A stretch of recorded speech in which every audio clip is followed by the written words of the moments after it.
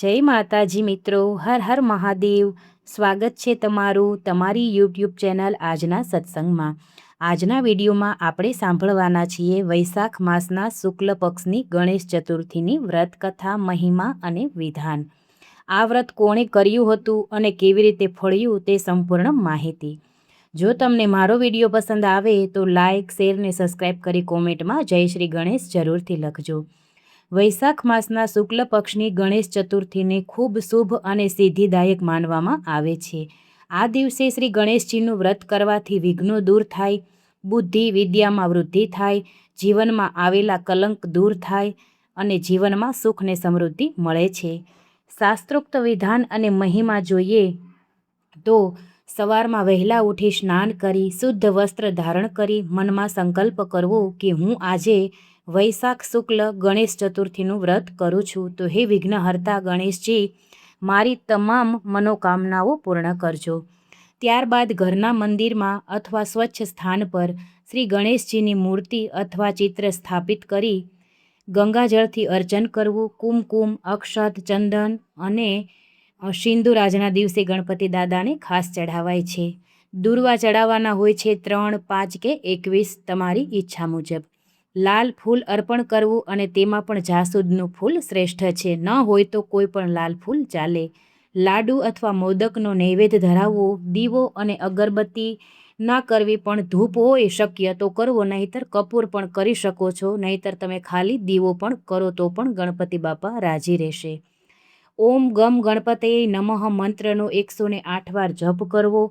ગણેશ સ્તોત્ર છે, ગણેશ અથર્વ શીર્ષ છે, ગણેશ ચાલીસા છે કે આ ગણેશજીની વ્રત કથા અવશ્ય આજના દિવસે સાંભળવી જોઈએ। દિવસભર ઉપવાસ રાખવો, ફળાહાર કરવો। સાંજે ચંદ્ર દર્શન પછી વ્રત ખોલવું જોઈએ।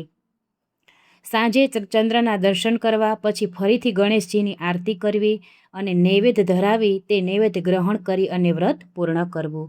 શાસ્ત્રો મુજબ જોઈએ તો આ વ્રત કરવાથી વિઘ્નો દૂર થાય, અડચણો અને સંકટો દૂર થાય, બુદ્ધિ વિદ્યા અને સફળતા મળે, ઘરમાં સુખ સમૃદ્ધિ અને શાંતિનું વાતાવરણ બની રહે છે।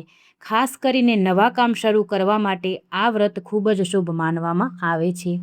આ વ્રત કરવાથી વિશેષ ફળની પ્રાપ્તિ એ થાય છે કે ગરીબી અને આર્થિક તકલીફ દૂર થાય છે, સંતાન સુખ અને પરિવારનું સુખ મળે છે, અટકેલા કાર્યો પૂર્ણ થવા લાગે છે, ગણેશજીની કૃપાથી જીવનમાં સ્થિરતા આવે છે। આજના દિવસે ખાસ એ ધ્યાન રાખવું કે પૂજામાં દૂર્વા અને મોદક ખાસ જરૂરી છે। ખોટું બોલવું નહીં, ક્રોધ કરવો નહીં, શુદ્ધતા અને શ્રદ્ધા રાખવી। સંક્ષેપમાં કહું મિત્રો તો વૈશાખ શુક્લ ગણેશ ચતુર્થીનું વ્રત વિઘ્નનાશક, સુખ સમૃદ્ધિદાયક અને સિદ્ધિ આપનાર છે। હવે આપણે સાંભળીએ શ્રી વૈશાખ સુદ ગણેશ ચતુર્થીની વ્રત કથા। કથા અનુસાર જોઈએ તો એક વખત ભગવાન શ્રી કૃષ્ણ ઉદાસ થઈને બેઠા હતા। ત્યારે ત્યાં નારદજી આવે છે અને આવીને પૂછે છે કે શ્રી કૃષ્ણ તમે કેમ આમ ખિન્ન દેખાવ છો? ત્યારે શ્રી કૃષ્ણ કહે છે કે હે નારદ, મારા ઉપર વારંવાર જૂઠું કલંક લાગી રહ્યું છે, આથી મારું મન ઘણું ખિન્ન થઈ રહ્યું છે। આ ચિંતા અને કલંકમાંથી મારી મુક્તિ થાય એવો કોઈ માર્ગ તમને જો સૂઝતો હોય તો મને બતાવો। નારદજી કહે છે કે હે દેવ, તમને જે કલંક લાગી રહ્યું છે તેનું કારણ હું જાણું છું। કોઈ પણ સુદ પક્ષની ચતુર્થીનું ચંદ્ર દર્શન કર્યું એટલે તમને વારંવાર કલંક લાગે છે। નારદજીની આ વાત સાંભળી શ્રી કૃષ્ણ કહે છે કે હે દેવર્ષિ નારદ, ભાદરવા સુદ નારદ, કોઈ પણ સુદ પક્ષની ચતુર્થીને દિવસે ચંદ્ર દર્શનનો કેમ દોષ લાગે છે?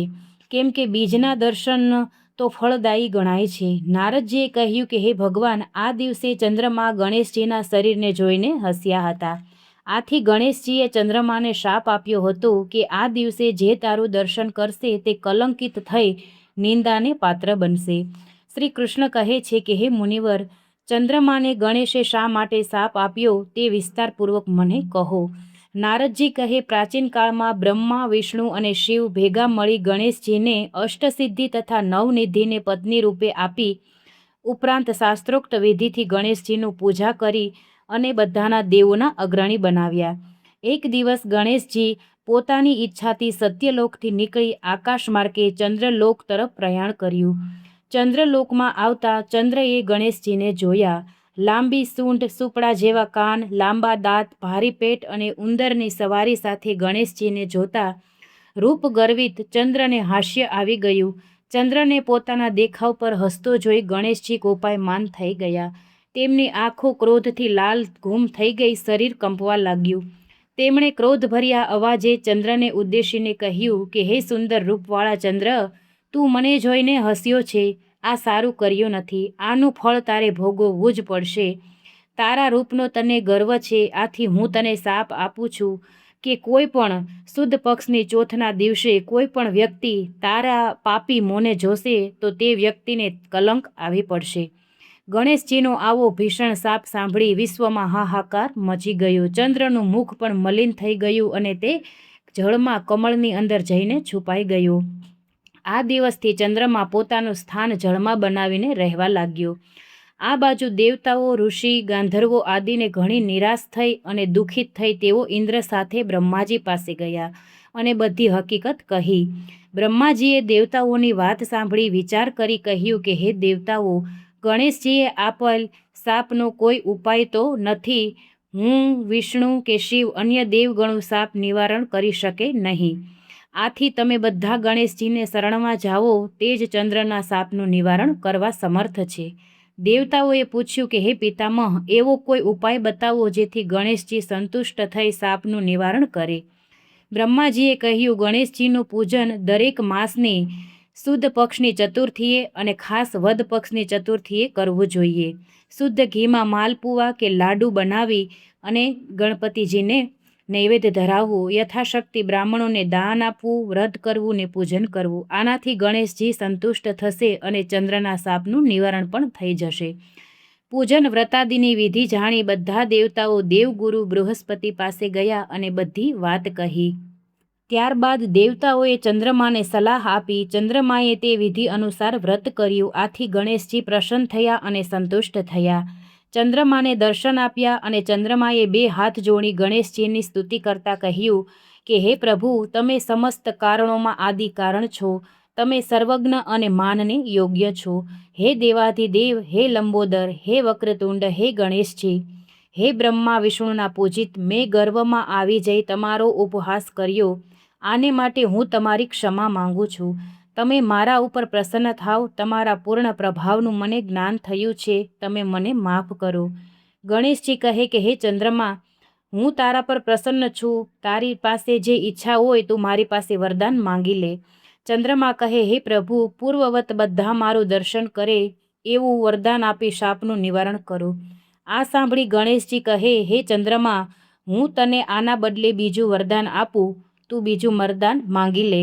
ગણેશજીનું આવું વચન સાંભળી ચંદ્રમા અને બ્રહ્માદિ દેવગણો ભયભીત થયા.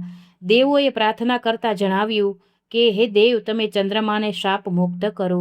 વરદાન અમે બધા એવું જ ઈચ્છીએ છીએ. બ્રહ્માજી સામે જોઈને પણ આ અંગે વિચાર કરો.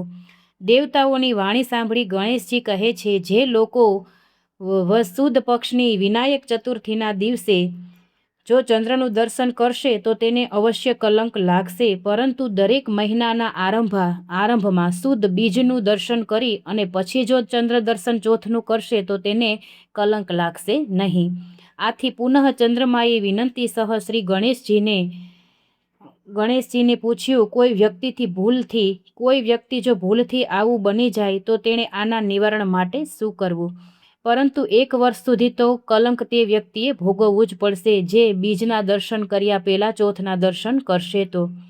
ગણેશજી કહે, જો ભૂલથી આવું બની જાય તો તે વ્યક્તિએ દરેક માસની વદ એટલે કે કૃષ્ણ પક્ષની ચતુર્થી તિથિએ લાડુનો ભોગ લગાવી અને મારું પૂજન અને વ્રત વિધિ કરવા જોઈએ. આથી નિવારણ થઈ જશે. આમ કરવાથી તે વ્યક્તિ ચંદ્ર દર્શનથી કલંકિત થયેલ હશે તો પણ તે વ્યક્તિ પાપ મુક્ત થઈ અને કલંકથી મુક્ત થશે. નારદજી કહે, હે શ્રી કૃષ્ણ, તમે પણ આ વ્રત કરો, તેનાથી તમને લાગેલ કલંક દૂર થશે. નારદજીની સલાહથી શ્રી કૃષ્ણે શ્રી ગણેશજીનું વિધિપૂર્વક અને અનુષ્ઠાન સહિત ગણપતિનું વ્રત કર્યું, જેથી શ્રી કૃષ્ણ કલંકમાંથી મુક્ત થયા. તો આવી હતી વૈશાખ માસ સુદ પક્ષ ગણેશ ચતુર્થીની વ્રત કથા.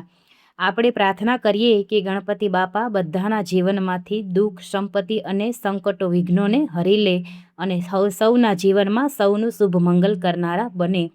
સૌને મારા તરફથી ગણેશ ચતુર્થીની હાર્દિક શુભકામના. વિડીયો ગમ્યો હોય તો કોમેન્ટમાં જય શ્રી ગણેશ જરૂરથી લખજો. જય માતાજી.